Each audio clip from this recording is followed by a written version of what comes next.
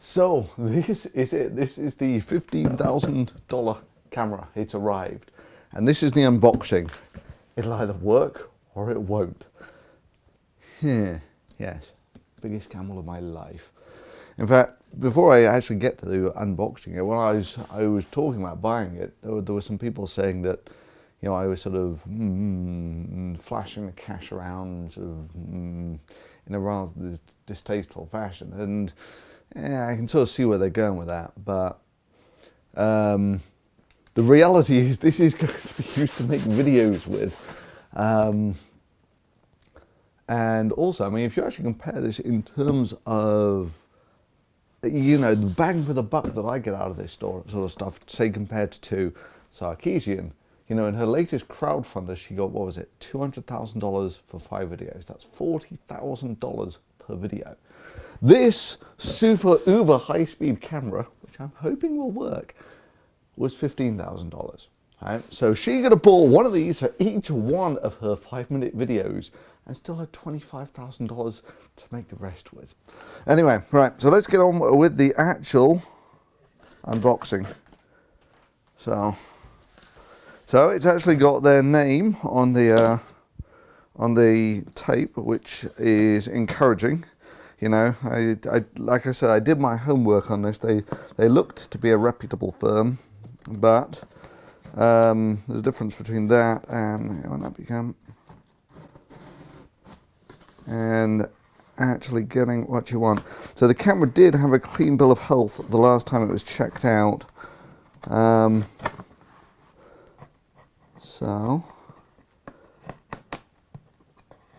the bottom line is, I've not seen it working. Super.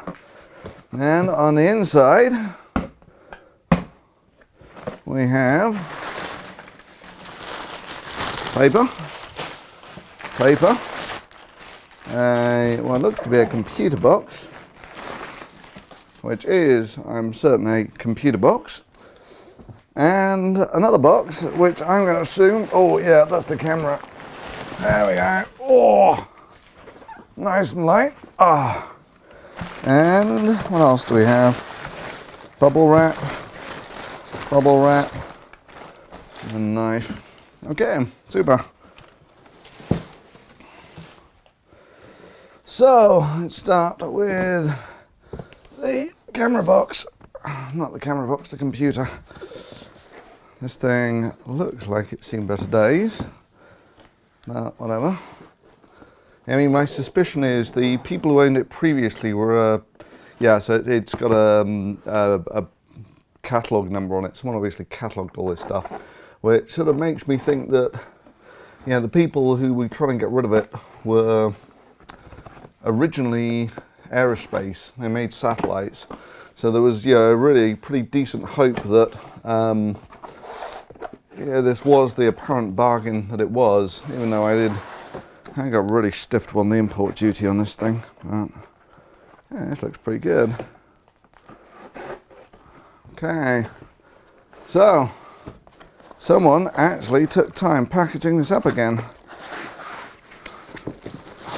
We have an HP laptop. Oh, that is an absolute brick. This thing's seen better days. I mean, it's virgin in its, well, let me put it this way. All of my laptops have sodium burn marks all over them. Right, let me show you the back of my laptop. It's in there. That's what my laptop looks like. All those little spots there where the paint's come off. Those are sodium burn marks. But you know, if you want to do the experiments, you've got to take some risks. Okay, that's still pretty cold. It's got a docking station on it as well. Okay. And what else? We got a power brick for it. And oh boy, it's very chunky power brick. Okay, so that's the computer. Now, oh, here we go, camera.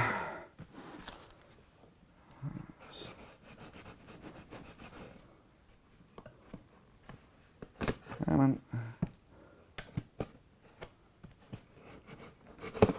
paper.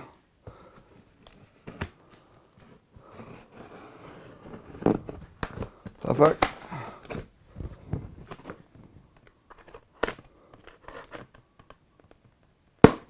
That's one, two, done.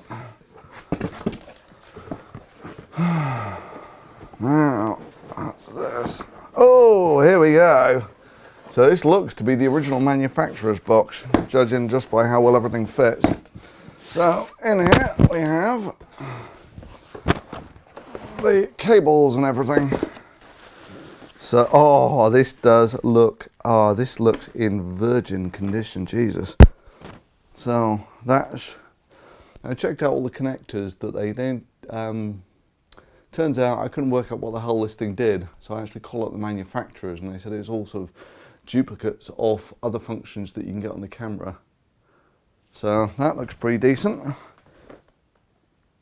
That's a, so the one thing apparently they didn't have, that's a power supply for the camera. Let's just check the voltage. One, good, I can use that. We got software, power cable, connecting for Ethernet to the computer. That's good. And that looks almost everything there. Right, now, right, here we go. The camera.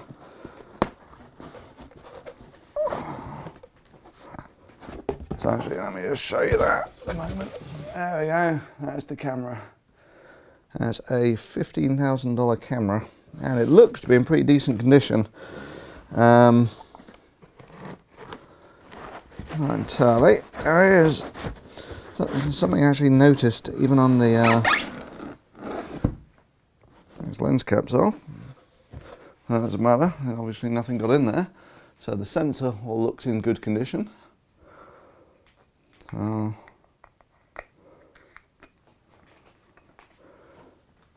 good. So the one thing I noticed about this is it didn't come with a trigger cable. All the high-speed camera really is a CCD, that little guy on the front, and some very fast memory. So this thing records 32 gigabytes in a few seconds. Now, if you think about it, your typical computer will transfer a gigabyte in about, half a minute, minute-ish, that sort of thing, over USB.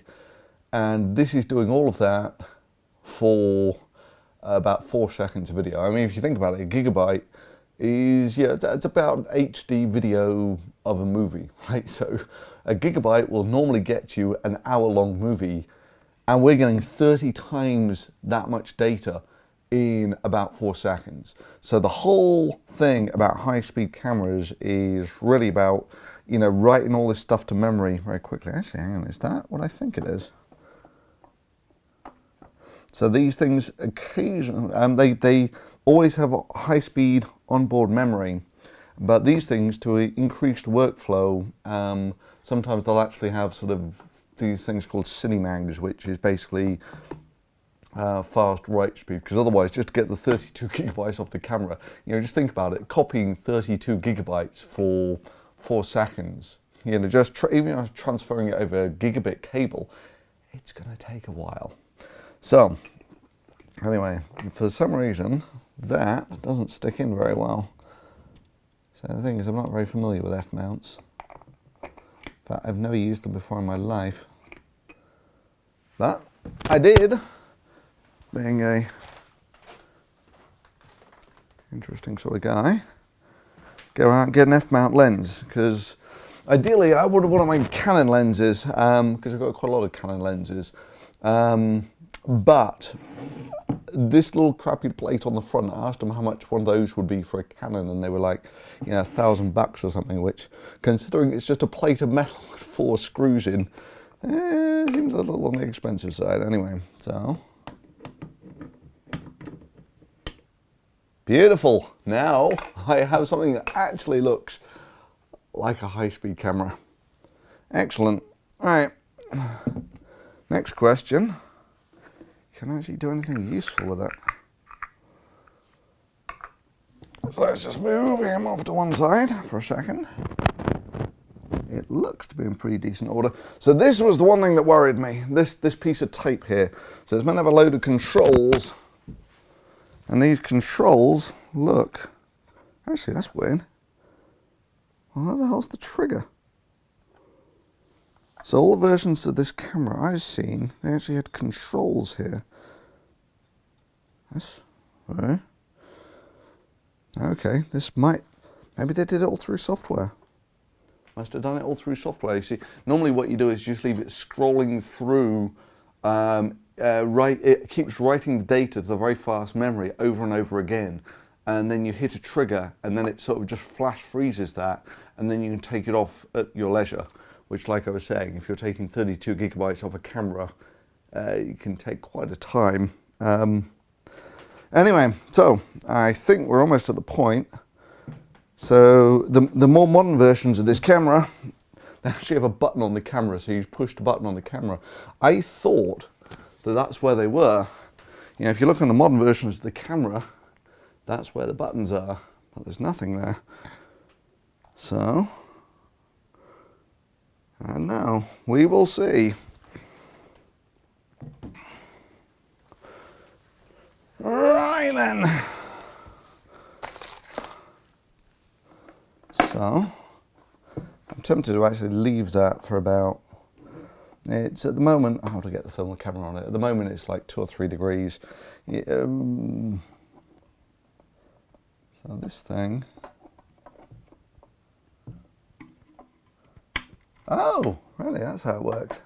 Ha ha! So there you go, that's the, I've never actually seen one of these Cinemac things, but as you can see, it's basically a load of probably parallel write SD cards or something. I don't know. I know what they are. But anyway, so, but there isn't a card in there, so that doesn't help much. Right. Right. Try getting some of these things working.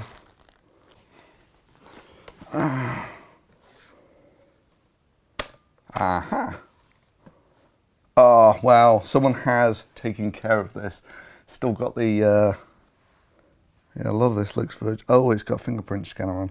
This is my next question. Is I really, really hope this isn't password protected, because otherwise, what the hell am I supposed to do with a password protected computer? Power on, wise guy.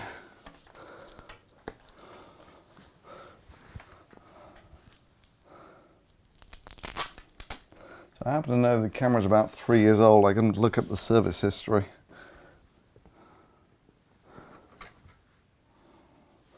This, I think, was a dog's balls computer in its time. Elite Book Workstation. Spins up. HP start screen. Oh my god, I think this is like, it's 1 or 2 versions of Windows ago. And there it is, it's all got the Phantom software installed on it. We have another massive power brick. Ah. Okay.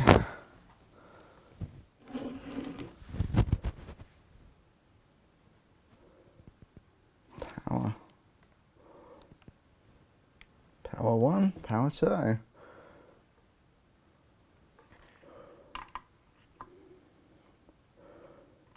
Match up the red dots.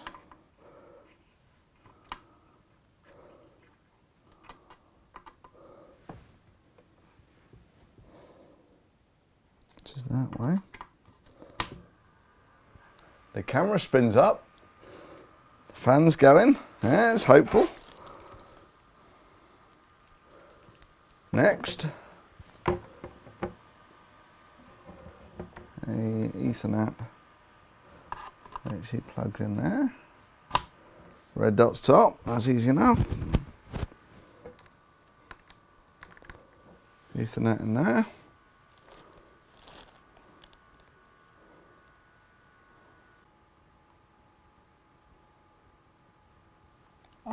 think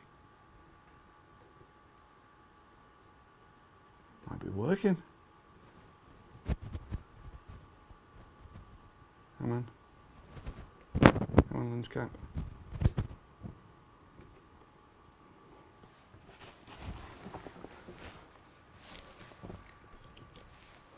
It works! Oh my God, I can't be able to tell you how relieved I am.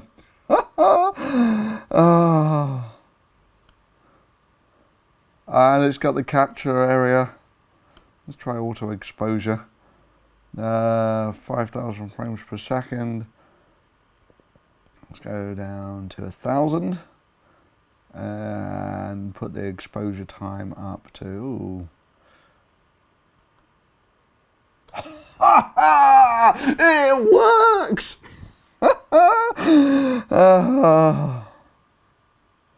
Oh God. Right. I am going to get a drink and then, see, maybe I'll wait till I'm sober again and then I will record something that puts off a lot of. It works! Oh, God. Fantastic.